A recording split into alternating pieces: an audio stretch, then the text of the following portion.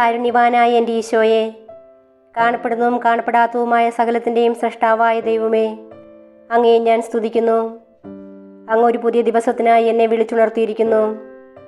എന്നെ കരുതലോടെ ഓർമ്മിച്ച പിതാവേ, അങ്ങേക്ക് നന്ദി പറയുന്നു. എൻ്റെ എല്ലാ പാപങ്ങളും ക്ഷമിക്കണമേ.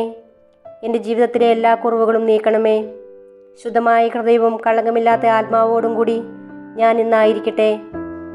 എൻ്റെ മനസ്സിൻ്റെ മുറിവുകളെ സുഖപ്പെടുത്തണമേ. എൻ്റെ ഇന്നലകളിലെ വേദനകളിൽ നിന്ന് എന്നെ മോചിപ്പിക്കണമേ.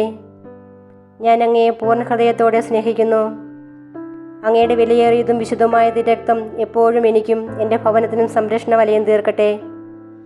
ഈ ദിവസത്തിൽ ശത്രു എനിക്കായി ഒരുക്കുന്ന എല്ലാ കെണികളും ഭേദിക്കുവാനും അങ്ങയുടെ കാരുണ്യത്തിൻ്റെ അനുഗ്രഹങ്ങൾ സ്പർശിക്കുവാനും എന്നെ അനുവദിക്കണമേ. എൻ്റെ കണ്ണുകൾ നിറയുവാൻ ഇടവരുത്തരുതേ. സന്തോഷവും സമാധാനവും സമൃദ്ധിയും എന്നും ജീവിതത്തിൽ നിലനിൽക്കുവാൻ എനിക്കിടയാക്കണമേ. ആമേൻ. 103-ാം സങ്കീർത്തനം.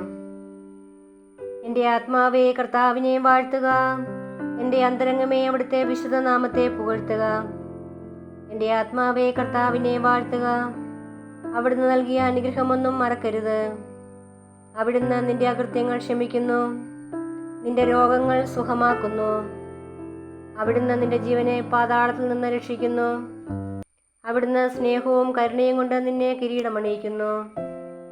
നിന്റെ യൗവനം കഴുകൻ്റേതുപോലെ നവീകരിക്കപ്പെടാൻ വേണ്ടി നിന്റെ ജീവിതകാലം അത്രയും നിന്നെ സംതൃപ്തനാക്കുന്നു. കർത്താവ് പീഡിതരായ എല്ലാവർക്കും നീതിയും ന്യായവും പാലിച്ചു കൊടുക്കുന്നു. അവിടുന്ന് തൻ്റെ വഴികൾ മോശയ്ക്കും പ്രവൃത്തികൾ ഇസ്രായേൽ ജനത്തിനും വെളിപ്പെടുത്തി. കർത്താവ് ആർദ്രഹൃദയനും കാരുണ്യവാനുമാണ്, ക്ഷമാശീലനും സ്നേഹനിധിയുമാണ്. അവിടുന്ന് എപ്പോഴും ശാസിക്കുകയില്ല.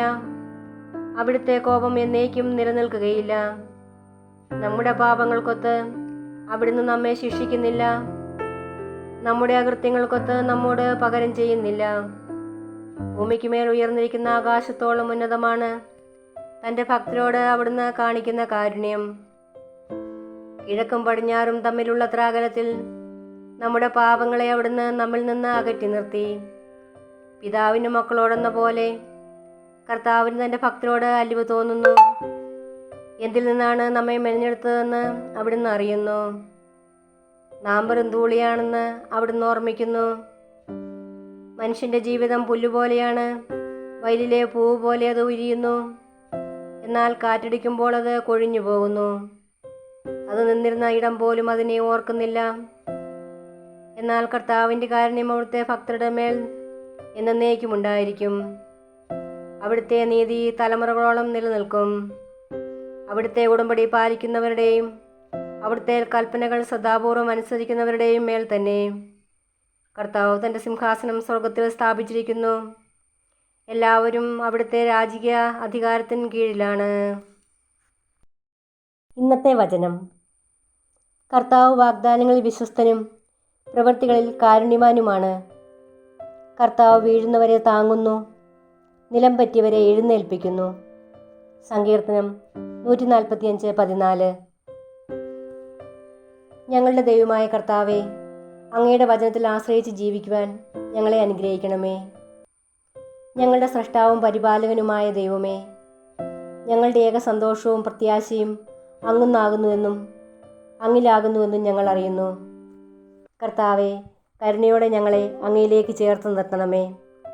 അവിടുത്തെ പരിപാലനയിൽ ഞങ്ങളുടെ ആത്മശരീരങ്ങളെ സംരക്ഷിക്കണമേ. സമചിത്തതയിലും സമാശ്വാസത്തിലും കൂടുതൽ ശക്തിയോടെയും ഉണർവോടെയും അങ്ങിൽ ജീവിക്കുവാനുള്ള കൃപ നൽകി ഞങ്ങളെ അനുഗ്രഹിക്കണമേ. പരിശുദ്ധിയമ്മേ, ദൈവമാതാവേ, വിശുദ്ധ യോസേപ്പ് പിതാവേ, നിത്യമായും നിരന്തരമായും ഈശോയിൽ ഞങ്ങളെ കാത്തുകൊള്ളണമേ. പരിശുദ്ധ പരമദിവികാരണമേ, അങ്ങയെ ഞങ്ങൾ ആരാധിക്കുന്നു. ആമേൻ.